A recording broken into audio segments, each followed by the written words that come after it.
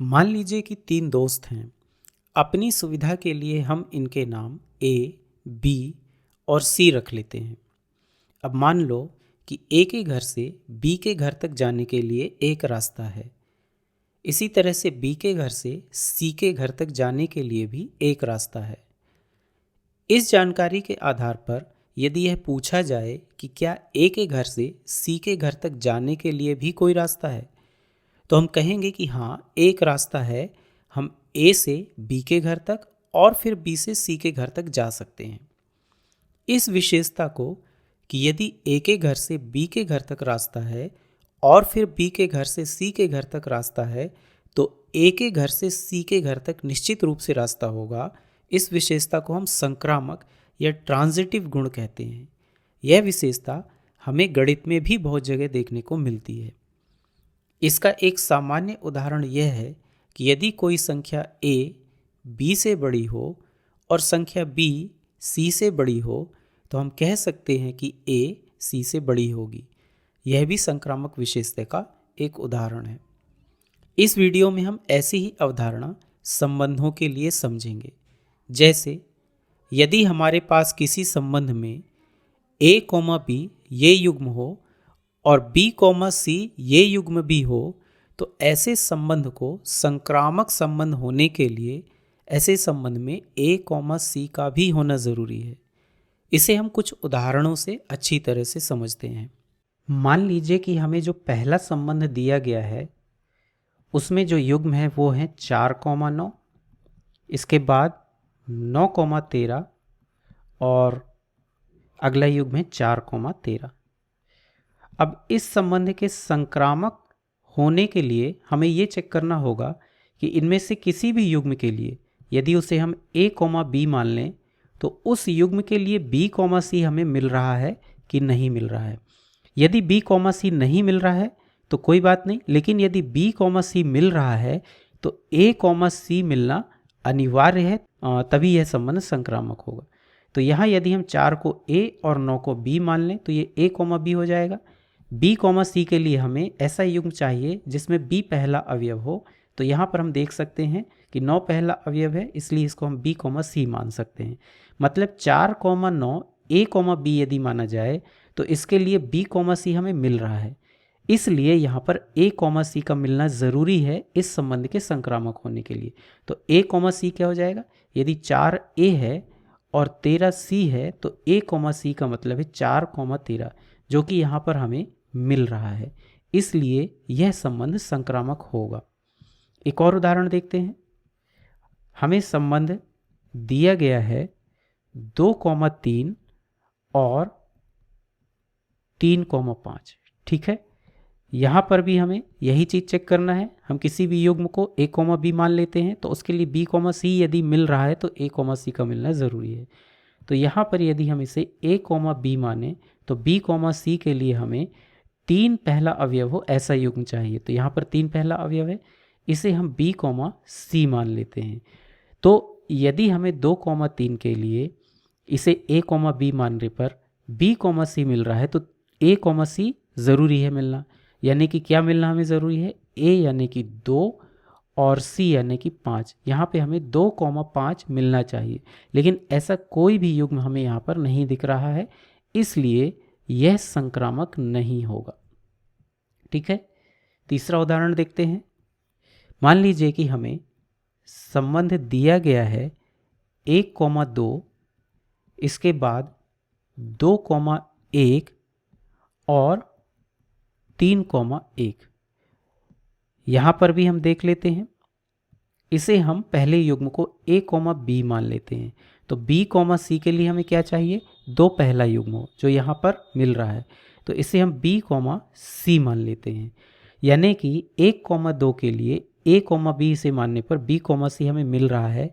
तो a, c हमें चाहिए, ये ज़रूरी है इस संबंध को संक्रामक बनाने के लिए।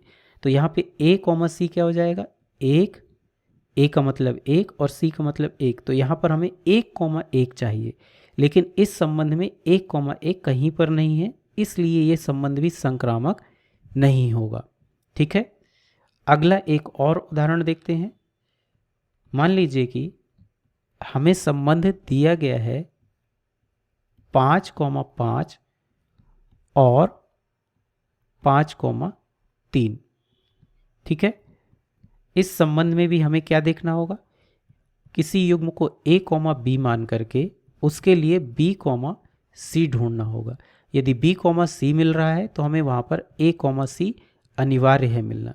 तो यदि हम इसे a माने और इसे b माने तो यहाँ पर 5, a भी 5 ही है और b भी 5 ही है, तो ये a, b है।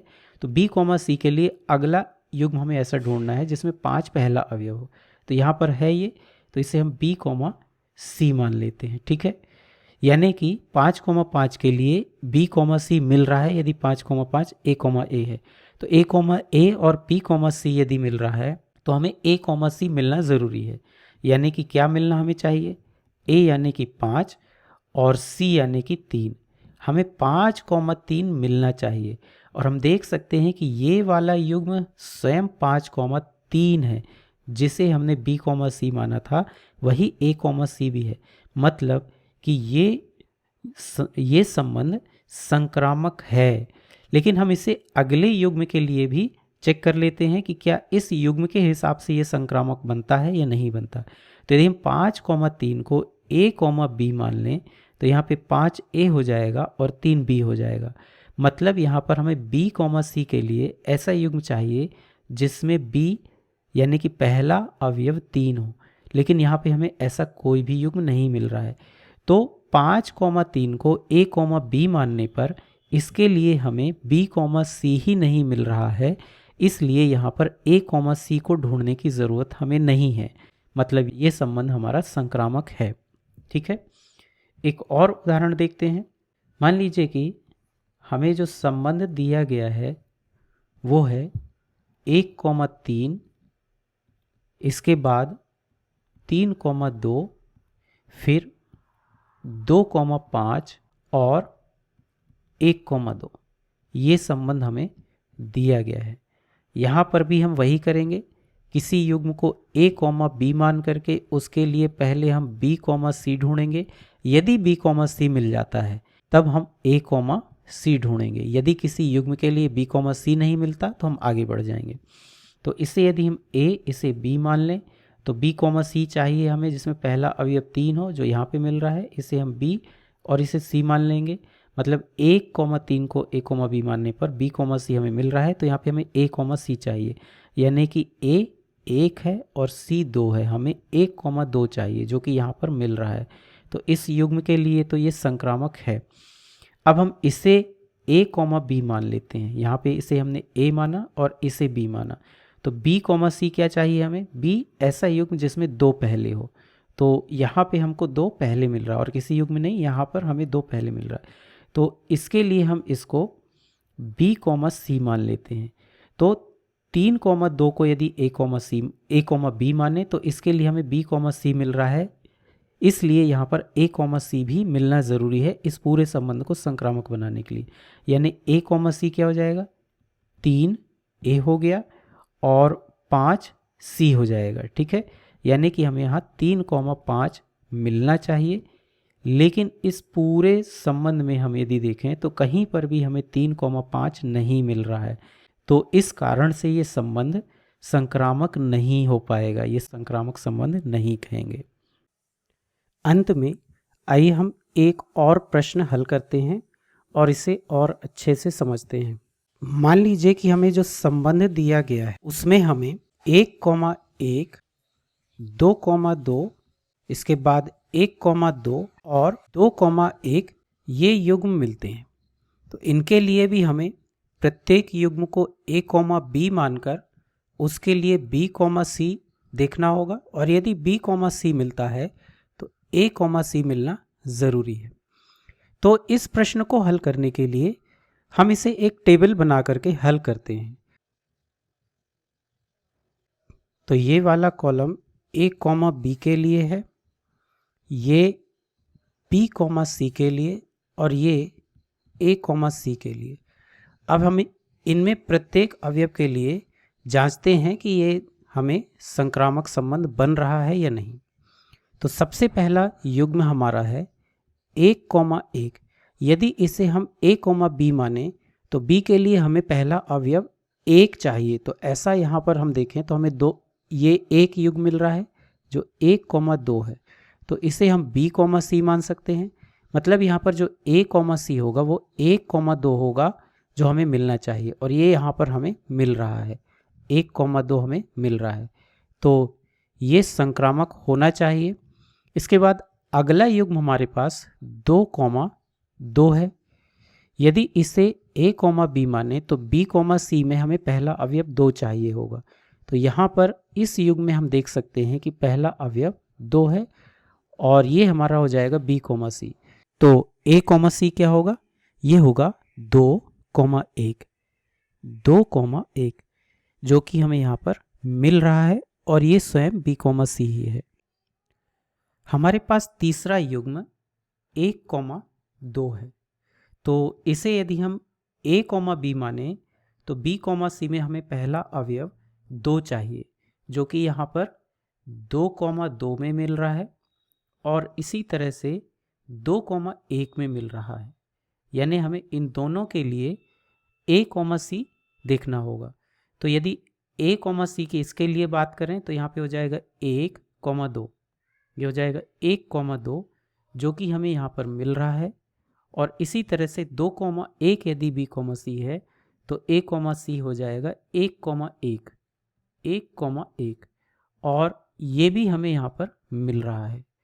इसके बाद अगला अवयव हमारा जो है, अगला युग्म 2,1 है। ये यदि a, b है तो b, c में पहला अवयव 1 होना चाहिए, जो कि इसमें है और इसमें है। तो इसके लिए भी हमें 2 युग्म मिल रहे हैं, 1,1 और 1,2, 1,2। तो यहाँ पर इस युग्म के लिए a, c हो जाएगा 2,1, 2,1, और ये हम देखें यदि तो यहाँ पर हमें मिल रहा है, और इसी तरह से इस युग्म के लिए a, c हो जाएगा 2,2, 2,2, और हमें ये भी मिल रहा है। तो इस प्रकार हम देख सकते हैं कि जितने भी ऐसे युग्म हैं जिनके लिए हमें b, c मिल रहा है, यहाँ पर उन सभी के लिए a, c मिल रहा है। इसका मतलब है कि ये जो संबंध है ये संक्रामक है। ठीक है, ये संक्रामक है। तो इस प्रकार हम टेबल बना करके भी किसी संबंध के युग्मों के लिए a, b मानकर b, c और a, c देख सकते हैं और ज्ञात कर सकते हैं कि वह संबंध संक्रामक है या नहीं है।